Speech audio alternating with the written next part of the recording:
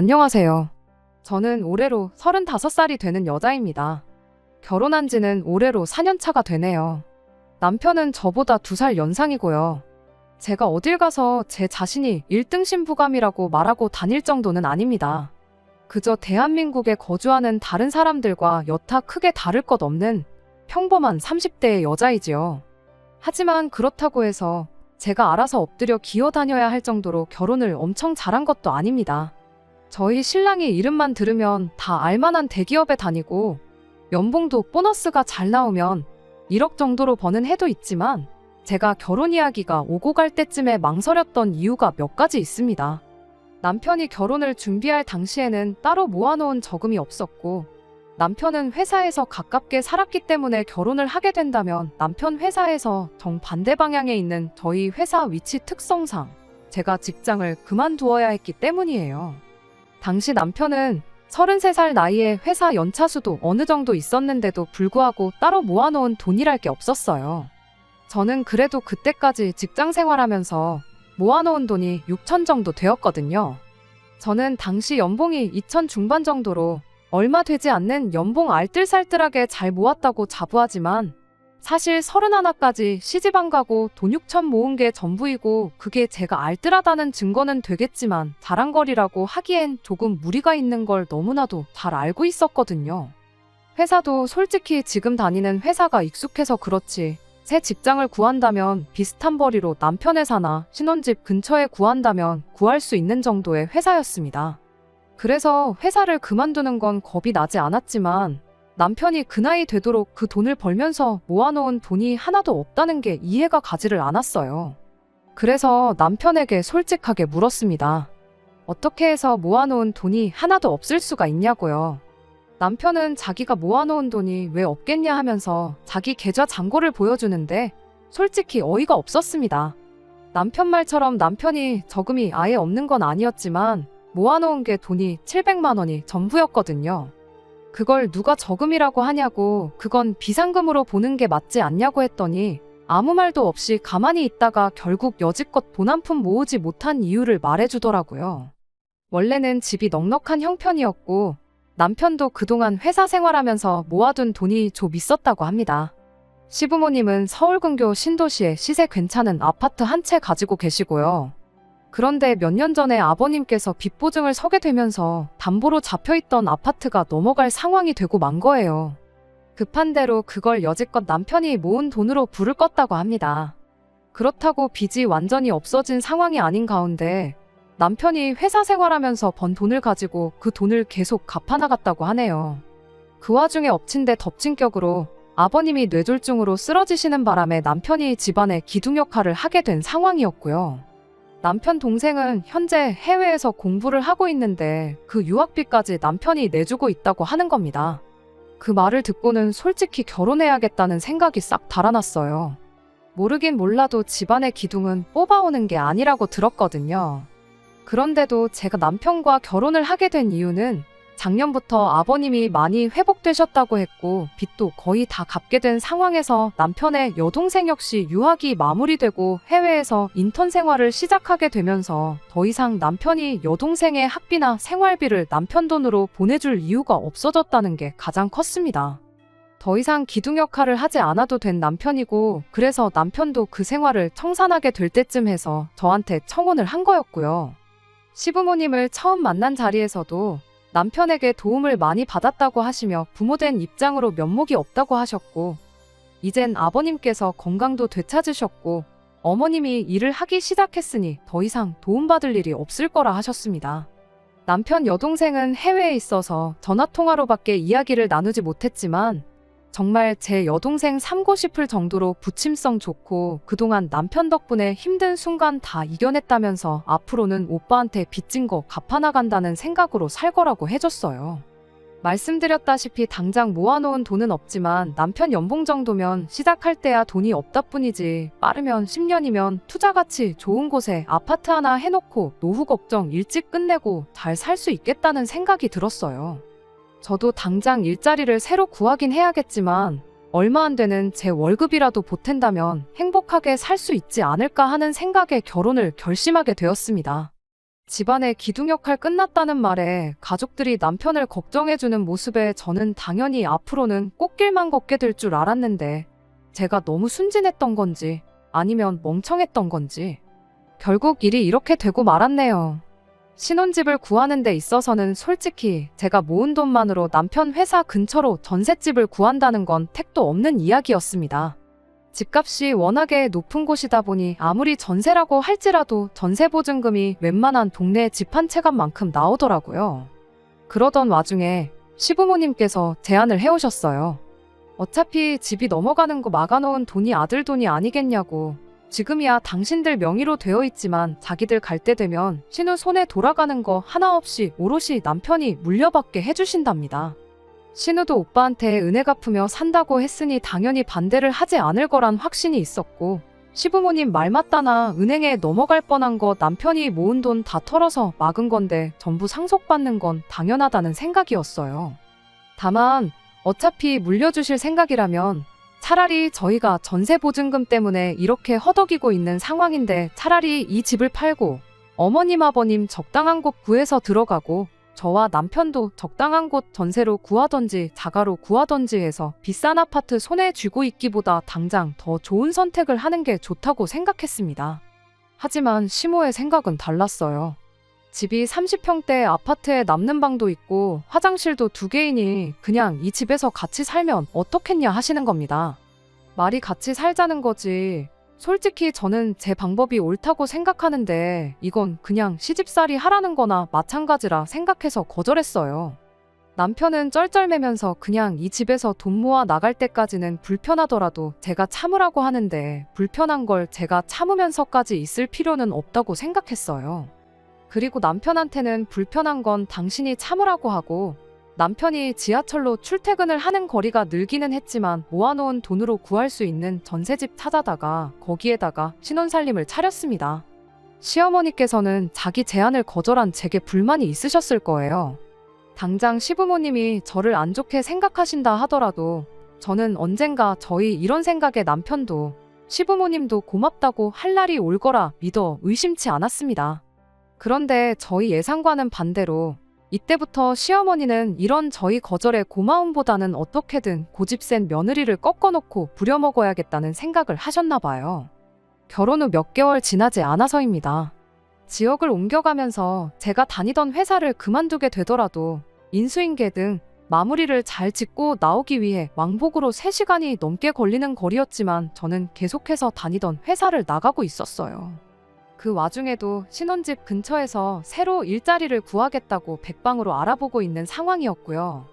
지하철을 타고 한참을 퇴근을 하고 있는데 시어머니한테서 전화가 왔습니다. 시댁에 들르라고 하시네요. 무슨 일로 부르시냐 물었는데 오면 안다고 하시면서 대답을 안 해주셨어요. 시댁 가는 게 어려운 건 아니지만 저는 이미 퇴근길이기도 하고 지하철로 이동해야 하기 때문에 안 그래도 2시간 가까이 걸리는 퇴근길에 시댁에 들려야 한다니 썩 달갑지 않았습니다. 지하철 노선이 겹치는 곳이 없어서 한 번 더 빙 돌아가는 구조였기 때문이에요. 시댁까지 들린다면 퇴근길에 지하철을 3번, 4번을 갈아타야 하는 게 번거로운 것도 있지만 다음날 출근하는데도 지장을 주겠다 싶었거든요. 그래서 급한 일 아니면 남편이 퇴근하면 저보다 일찍 집에 올 테니 남편을 부르라고 했어요. 그런데 팔은 안으로 굽는다고 우리 아들 힘들게 일하고 왔는데 어떻게 오라가라 하냐고 저보고 오라고 하시는 겁니다. 저도 똑같이 일하고 오는 길이고 남편 출퇴근 편하게 하라고 제가 이렇게 고생하고 있는 상황인데 당신 아들이 하는 건 고생이고 제 고생은 고생도 아닌가 싶어서 서운했어요. 저도 일을 하고 오는 길이라고 저도 엄청 피곤하다고 말씀드렸어요. 결혼 전에는 한 번도 꺼낸 적 없던 말인데 결국 벌이를 가지고 뭐라 하시더군요. 내 아들이 얼마를 버는데 피곤하다는 말이 나오냐고 하면서 제가 버는 돈은 돈도 아니라는 듯이 말이죠. 그 말을 들으니 더욱 더 퇴근길에 돌아가면서까지 시댁에 들러야 할 이유를 못 느꼈어요. 그래서 퇴근하고 나서 들르겠다고 대답만 하고 전화를 그냥 끊어버렸습니다. 그리고 그냥 집으로 돌아갔어요. 퇴근은 저보다 늦을 때가 많지만 오며 가며 거리가 저보다 짧아서 그런지 남편은 벌써 집에 와서 집안일을 하고 있더라고요. 그나마 남편이 저한테 잘했기 때문에 시부모님이 저한테 그렇게 행동하셨던 화가 많이 누그러졌어요. 그래도 시댁에 가겠다고 대답을 드렸으니 안 갈 수가 없는 상황이었지요. 애초에 전화 끊으면서 집으로 바로 가서 남편까지 같이 데리고 시댁에 갈 생각이었기 때문에 망설일 게 없었습니다. 시댁에 가자니 남편도 많이 지치고 피곤한 듯 거길 자기가 왜 따라가냐는 느낌의 표정을 지었지만 역시 제가 퇴근길에 고생하고 온 걸 알고 있으니 길게 뭐라 말은 못하고 순순히 따라 나오더라고요. 시댁에 도착했더니 어머님은 대번에 제 뒤에 서 있는 남편 얼굴 보고 표정이 일그러지더군요. 무슨 말을 하려고 부르셨나 싶었는데 어쨌든 그 귀한 아들이 따라왔으니 식사부터 챙겨줘야겠다고 생각했는지 부엌에서 이것저것 음식을 시작하셨어요. 남편 앞으로 고기 반찬들이 다 가 있었지만 그게 그렇게 열이 받을 정도는 아니었어요. 제가 팔만 뻗으면 다 닿는 위치였으니까요. 그런데 진짜 열받는 건 식사가 끝나고 시어머니가 저를 찾은 원래 이유를 늘어놓기 시작했을 때부터입니다. 아버님이 많이 나아지기는 하셨다지만 뇌졸중 후유증 때문에 많이 고생을 하고 계셨거든요. 몸 반쪽이 굳어버리셔서 하루 종일 거의 누워만 계시고 어머님께서 정해진 시간마다 한 번씩 관절이 굳지 않게 스트레칭을 해주시고 계셨다 합니다. 그런데 그게 이제 힘에 부치신다며 그걸 이제 제가 하라고 하는 말씀이셨어요. 스트레칭은 보통 저녁 10시쯤에 하고 있으니 제가 시간 맞춰서 집으로 퇴근하지 말고 시댁으로 오라고 하시는 거죠. 솔직히 어이가 없는 걸 떠나서 어머님이 제정신으로 저한테 저러시는가 싶었어요. 그걸 제가 왜 하느냐고 따져 물었죠. 막말로 시부모님이 남편 부모님이라 시부모님이지 당시에는 평생 남으로 지내온 사람이나 마찬가지잖아요. 그런데 저한테 딸한테 부탁해도 하기 힘든 부탁을 하시니 조금 어이가 없었습니다. 스트레칭만 해드리면 되는 거면 간병인을 쓰면 되는 일 아니냐고 했더니 저보고 그 돈을 내줄 거냐입니다. 그 돈은 당연히 못 내드린다 하니 그러면 어머님이 지금 버는 돈 가지고 간병인 월급 주고 나면 뭐가 남냐고 하면서 저희 보고 당신 생활비를 줄 것이냐 따지시더군요. 제 월급도 얼마 되지도 않으니 남편이 벌어다 주는 돈이 네 월급이다 생각하고 저보고 시아버지 병수발을 들라고 하시는 겁니다. 하루 종일 시댁 와서 막 일하라는 것도 아니고 저녁에 와서 스트레칭 하는 것만 도와주면 되는데 그게 뭐가 어렵냐고 하시는 거예요. 간병인 월급도 시부모님 생활비도 드릴 생각 없고 제가 와서 아버님 병수발 들 생각도 없다고 했습니다. 옆에 있는 남편 표정을 보니 난감해하는 표정인데 그게 제 걱정에 짓는 표정인지 아니면 부모님 걱정에 짓는 표정인지는 알 방법이 없었습니다. 다만 그 상황에서 중간 역할 하지 않고 가만히 어떻게 돌아가나 구경만 하고 있더라고요. 그랬더니 시어머니가 결국 한마디 꺼내시네요.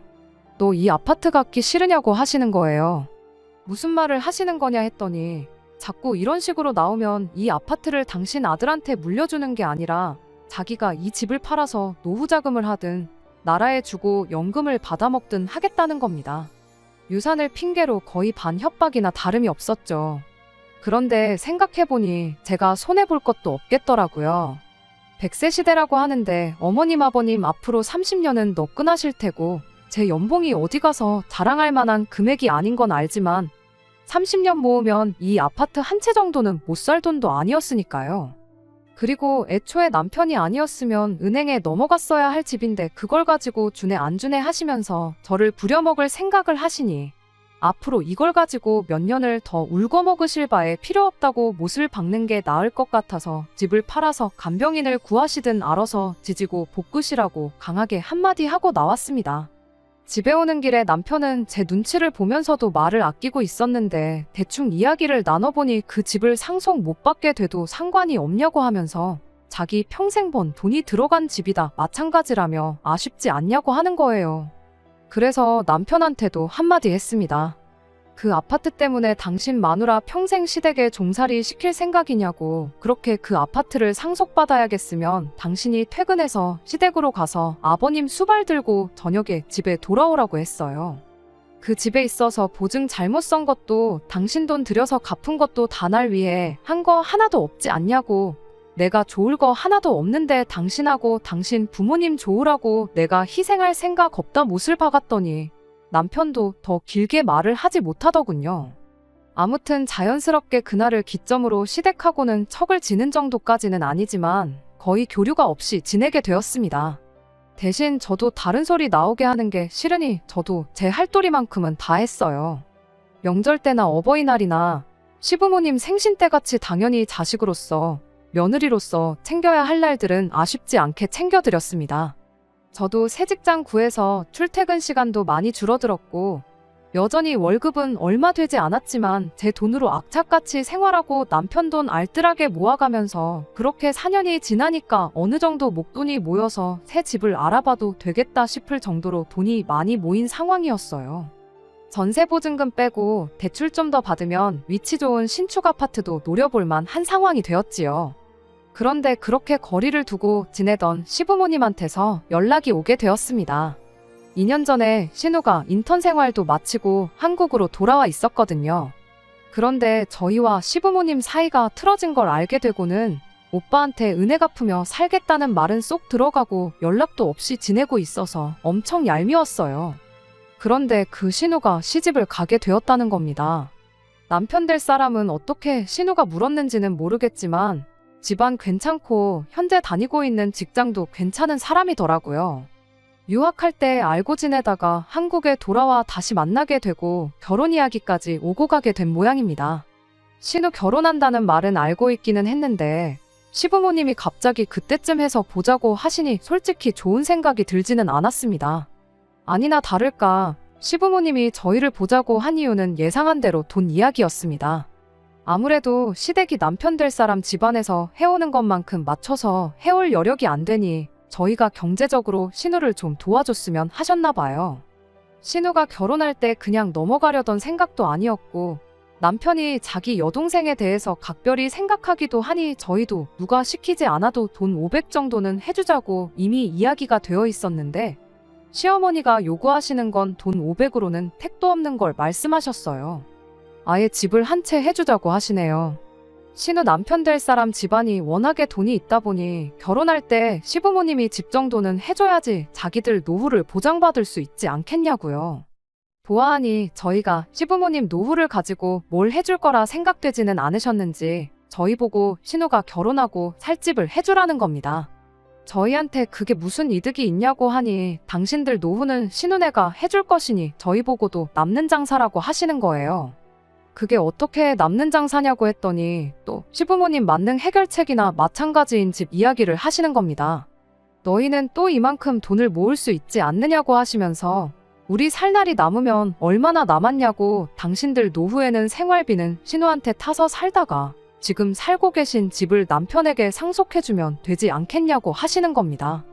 애초에 결혼 전부터 그 집은 남편에게 물려주시기로 말했던 것이었는데 이제 와서 또 그걸 조건 삼아 저희 돈을 뜯어가려 하시니 어이가 없었어요. 그리고 당장 어머님하고 사이 틀어졌다고 해서 한국 돌아오고도 저희한테 연락 한 번 없던 신우였는데 자기도 권리가 있는 부모님 유산을 순순히 포기를 하겠어요. 아마 진흙탕 싸움이 나도 충분히 날 것 같은 상황이었지요. 그래서 저는 아무리 생각해도 저희한테 좋은 게 하나도 없지 않느냐고 거절을 했어요. 평소 때는 이런 상황에서 말 한마디 안 하는 남편인데 남편이 한마디를 거들더라고요. 거기서 남편이 제 편을 들어주며 같이 싸웠다면 이혼까지는 생각 안 했을 겁니다. 그런데 남편은 시어머니 말이 틀린 게 없다면서 저보고 다시 생각해보면 안 되겠냐는 거예요. 당장만 봤을 때도 엄청 손해보는 장사이지만 저희가 시부모님 집을 상속받았을 때 신우가 가만히 있을 거라는 보장이 있냐고 따지니 남편이 그러면 지금부터라도 우리가 시부모님을 모시고 살면 되는 일 아니겠냐고 하는 겁니다.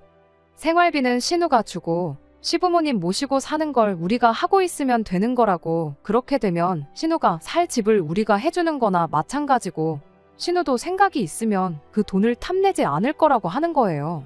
4년 생고생 해가며 집 살 돈 만들어놨더니 그 돈으로 신우 집 사주고 시월드 시어머니와 거동 불편하신 시아버지를 모시고 살자고 하니 어이가 없었습니다.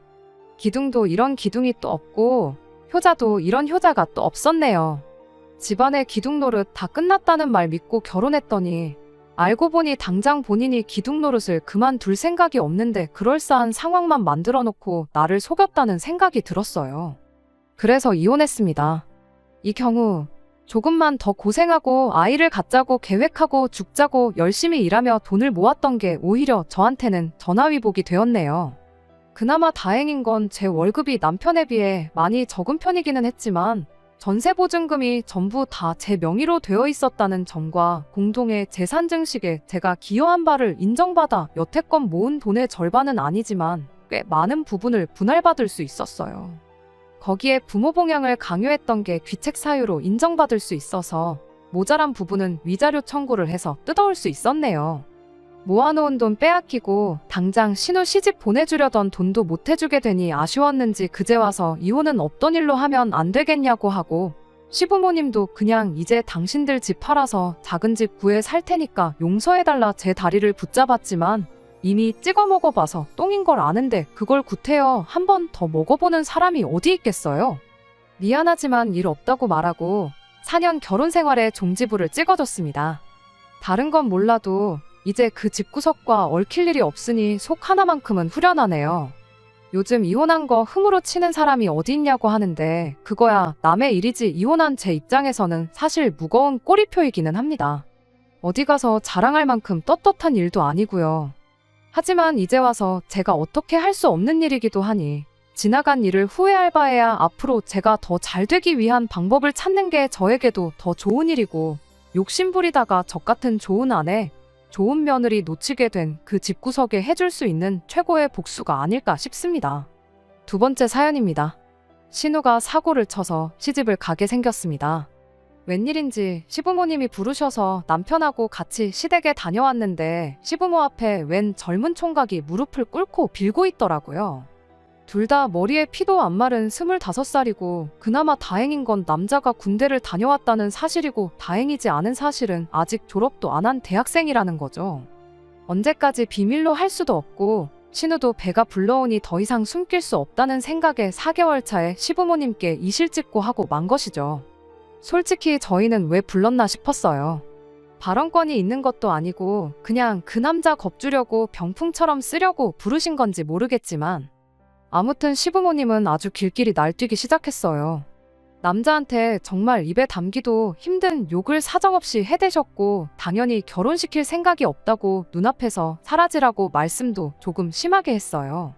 그렇게 그 남자를 돌려보내고 신우를 앞에 앉혀다가 너는 머리에 피도 안 마른 게 밖에서 대체 뭔 짓을 하고 다니는 거냐고 잔소리를 하기 시작했죠. 그런데 그 남자가 나간 지 30분도 안 돼서 초인종을 다시 누르더라고요. 이번엔 부모님까지 대동해서 들어오네요. 남자 쪽 부모님은 꽤나 점잖아 보였습니다. 신우가 임신 4개월이나 되었고 지금 당장 화가 나시는 건 알겠지만 따님을 위해서라도 둘이 결혼을 시키는 게 어떠냐며 중재를 하러 오셨지요. 생각해보면 그 집 사람들 말이 틀린 말이 아니지요. 시부모님 당장에 성질난다고 그렇게 화를 내고 계시지만 따지고 보면 신우이 인생이 걸린 일인데 무작정 화만 낸다고 될 게 아니잖아요. 거기에 보통 이런 상황이면 여자가 불리하지 남자 쪽에서는 크게 불리할 것도 없다고 생각하거든요. 그리고 사고는 뭐 남자 혼자 친 건가요? 무조건 남자 잘못이라고 몰아가기엔 신우가 기여한 바도 크다고 생각합니다. 아무튼 시부모님도 남자 쪽 집안에서 저자세로 나오며 결혼을 시키자는 이야기를 시작하니 태도가 살짝 바뀌더라고요. 아무리 그래도 그렇지 지금은 신우 뱃속의 아이부터 챙기며 병원 가서 검사도 받아보고 해야 하는 것 아닌가 싶은데 무슨 생각인지 남자 쪽에다가 니네 아들이 우리 딸 인생 망쳐놓았다는 식으로 우기며 일단 집부터 해와라, 자동차를 해와라, 뭘 가져와라, 뭘 해달라 이런 식으로 우기기 시작했어요. 남자 쪽에서는 당연히 그 집 아들이 사고를 친 거나 마찬가지니 도의적인 차원에서 저자세를 취하셨지만 날이 갈수록 요구하는 게 말도 안 되는 데다가 하나를 해주겠다 하니 이것도 해달라, 저것도 해달라 무슨 눈덩이 불어나듯 늘어나는 요구에 열이 받았는지 그냥 결혼은 없던 걸로 하자고 딱 잘라 말하더라고요. 그때부터 시부모님이 똥줄이 조금 타기 시작했나 봐요. 신우시켜서 남자친구한테 연락을 해보라고 하는 둥 어떻게든 마음 뚫릴 생각을 찾더군요. 그 와중에도 정신 못 차린 남자친구는 신우가 어떻게 해보라는 말에 책임감을 느낀 건지 아니면 정신 빠진 신우한테 콩깍지가 강하게 씌어서 결혼을 꼭 하고 싶은 건지 부모님을 설득을 했는가 봐요. 남자 쪽 식구들이 다시 한번 저희 시댁에 찾아왔거든요. 그런데 처음 만났을 때는 아들만 혼자 들여보냈다가 쫓겨나니 이번엔 멀끔하게 차려입고 오셨어요. 옷이 날개라더니 한껏 차려입은 모습을 보니 부티도 잘잘 흐르고 전에 봤던 동네 아줌마 아저씨 같던 분들이 맞나 싶더라고요. 차려입은 옷 때문에 그런가 말투도 행동도 처음 봤을 때보다 더 품이 있어 보이고 시어머니가 말도 안 되는 요구를 하며 논리라고는 하나도 없는 궤변을 뱉을 때마다도 평정심을 잃지 않고 잘 대처를 하더라고요. 알고 봤더니 그 집 아버지는 지역에서 독점으로 하고 있는 사업을 하고 있었고 어머니는 공무원 출신으로 집안이 아주 좋다고 하더군요. 아무튼 두 사람은 이건 우리 아들 잘못도 있지만 양쪽에서 잘못한 일이고 이미 아이도 생긴 상황이니 좋던 싫던 간에 두 사람이 혼인을 하는 게 맞다고 생각한다고 하시며 집은 원하는 곳에 원하는 대로 마련해 줄 터이니 아이 출산 후 정식으로 식을 올리던지 아니면 지금 당장 식을 올리던지 그것마저도 여의치 않으면 그냥 지금부터 같이 살던지 정하라고 하셨어요.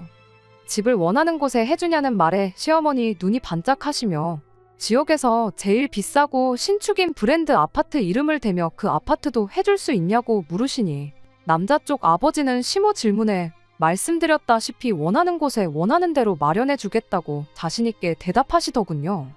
시부모님 봉잡았다는 표정으로 싱글벙글해 계시며 당장이라도 결혼식을 올리자고 하실 것 같은 분위기로 말을 꺼내는데 그 집 아버지가 말을 딱 자르면서 한 가지 조건을 걸더라고요. 관습적인 건 부족함 없이 다 지원을 해주겠으니 당신들은 뭘 가져올 수 있느냐고 물으시며 우리 시댁에선 당장 뚝딱하고 나올 규모가 아닌 정도의 혼수와 예단 목록을 내밀더군요.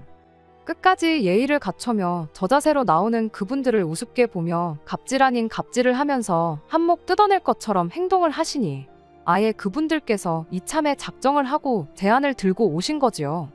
그분들이야 지역 유지에 노후 준비까지 다 되어 있는 빵빵한 집안이지만 저희 시댁은 사실 땡전 한 푼 없습니다. 가진 거라고는 더러운 성질 말고는 내세울 게 아무것도 없는 사람들이거든요. 그나마 신우가 얼굴이라도 예뻐서 어떻게 돈 많은 남자를 물었나 본데 그쪽에서 결혼을 위한 확실한 조건을 들고 나오니 시모도 엄두가 나질 않는지 주춤하시더라고요. 현실을 직시하니 정작 자기들은 몸뚱이 말고는 가진 게 하나도 없다는 걸 깨달으신 거죠. 시부모님이 그분들 제안에 어떻게 할 수 있다, 없다 가타부타 대답을 하지 못하고 있으니 상황이 역전이 되어버린 거죠. 그 집 사람들은 그렇다면 결정을 내리고 다시 이야기하도록 하자고 하고 유유히 자리를 뜨셨어요. 시모는 허탈한지 닥쳤던 개마냥 현관문 쪽만 바라보고 있더라고요. 하지만 이 모든 상황을 옆에서 지켜보는 제3자인 제가 볼 때는 다른 건 모르겠고 신우 뱃속의 아이만 불쌍하더라고요. 엄마와 할머니가 될 여자가 태어나지도 않은 자신을 가지고 계산기만 두들기고 있다는 걸 알면 얼마나 마음이 아플까 싶었습니다. 제가 시집 올 때도 많이 힘들었어요. 시댁 정말 가진 것 하나도 없으면서 요구하는 건 더럽게 많았어요. 당시에 아버지 사업이 잘 안 풀려 집안 형편이 어렵던 시절이라 저희 쪽에서 해갈 수 있는 게 거의 없었어요. 하지만 시댁도 요구하는 거에 비해 뭐 하나 해줄 형편이 안 되었기 때문에 그냥 양쪽 다 집안에서 지원받는 건 없는 걸로 하고 남편과는 단칸방부터 시작하기로 했었어요. 피차 저도 남편도 서로 해온 건 없는데 저는 결혼 생활하면서 시댁 간섭도 많이 받아야 했고 별 쓸데없는 일로 종노릇, 식모 노릇도 해야만 했어요. 그래도 묵묵히 살았지요. 남편 하나만 바라보고요.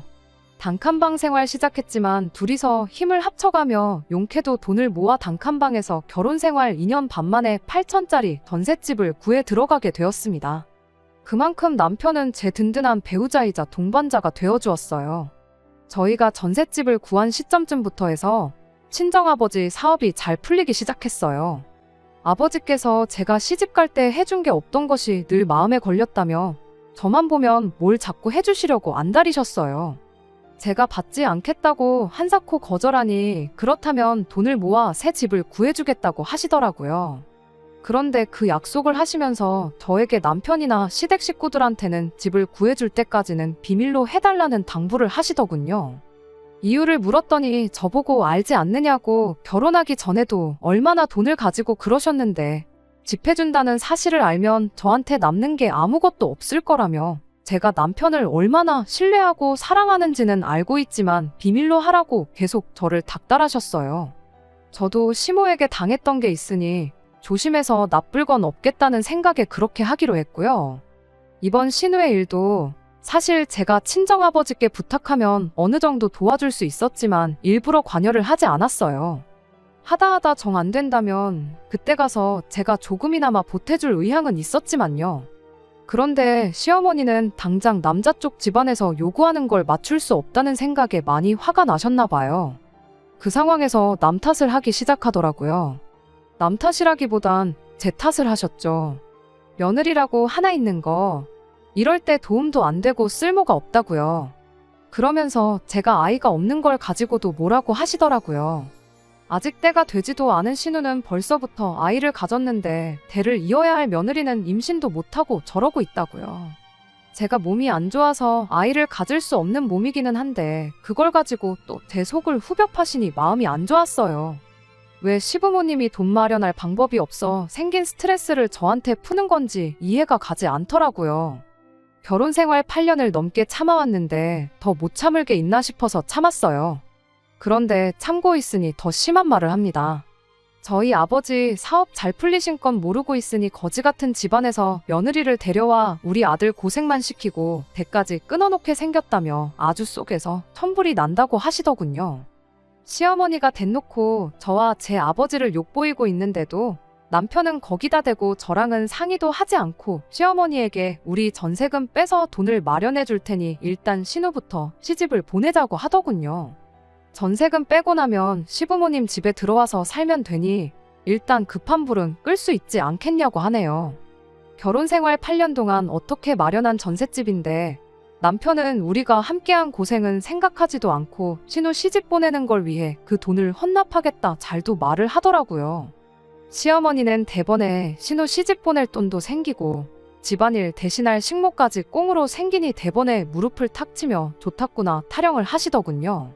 여태까지 저를 위해준다고 생각했던 남편의 모습은 제가 만들어낸 허상이었나 봅니다. 제가 아주 콩깍지가 단단히 씌었었나 봐요. 후회가 한가득 몰려오면서 이제 더 이상 참아야 할 이유가 있는가 싶더라고요. 그래서 처음으로 시어머니한테 대들었어요. 그 집에서는 5억짜리 집을 해준다는데 어떻게 딸내미 시집 보낼 돈 5천을 만들지 못해서 이 사단을 만드냐고, 그리고 왜 그 돈을 내 집 전세금 뺀 돈으로 내려고 하냐고 소리를 질렀죠. 남편이 소리 지르고 있는 저를 말리면서도 저보고 멍청하다고, 우리가 5천만 투자하면 5억짜리 집이 공짜로 생기는 거라고 생각을 좀 하라고 하더군요. 일단 신우가 시집을 가고 이혼을 해서 재산 분할을 하게 되면 2년 만에 5천만 원이 2억 5천이 되는 거라고 꼭 이렇게 숫자로 말해줘야 이해가 되냐고 혀를 차더라고요. 요즘 집값도 빠르게 오르고 있으니 운때만 맞으면 온 가족이 1억씩 나눠 가질 수 있다고, 세상에 우리가 언제 2년 만에 현금 2, 3억을 만들겠냐고 투자하는 셈 치고 협조를 하라고 하더라고요. 그나마 이 집안에서 유별나게 정상이라고 생각했던 남편도 사실 그 집 구석 사람들하고 똑같이 돈에 미친 사람이었던 거죠. 지금 신우 뱃속에 아이가 태어나느냐 마느냐 하고 있는데 신우까지 포함해서 온 가족들이 그 집안하고 결혼해서 벌게 될 돈을 계산하고 앉아있으니 그 자리에 있는 사람들이 돼지처럼 보이기 시작했습니다. 온 가족이 보는 앞에서 선언을 했습니다. 그렇게 그 돈으로 신우 시집을 보내야겠으면 빼라고, 전세금은 8천이고 둘이 맞벌이 하면서 모은 거니 반은 제가 가져가겠다고요. 그리고 그 돈을 나누는 순간 저는 이 결혼 생활 그날까지만 하고 끝내겠다고 선언했습니다. 제가 강하게 나오면 미안하다 사과라도 할 줄 알았는데 그 와중에 그 집 구석 식구들 표정이 마치 반이라도 받게 돼서 다행이라는 듯한 표정으로 밝아지면서 안도의 한숨까지 내쉬더라고요. 그러면서 돈 1천만 원은 어디서 구해야 하냐며 상의를 하더니 저보고 가져갈 땐 가져가더라도 1천만 원을 빌려줄 수 있겠냐고 물어보더군요. 그 순간 정말 남아있던 일말의 정마저도 다 떨어져 버렸어요. 전세금을 빼고 저희 집 짐을 시댁으로 옮기는 그날, 저는 아버지에게 전화를 했어요. 회사에서 쓰시는 외제차를 끌고 저를 데리러 오셨습니다. 시댁 인간들은 친정아버지 등장에 넋이 나가버렸죠.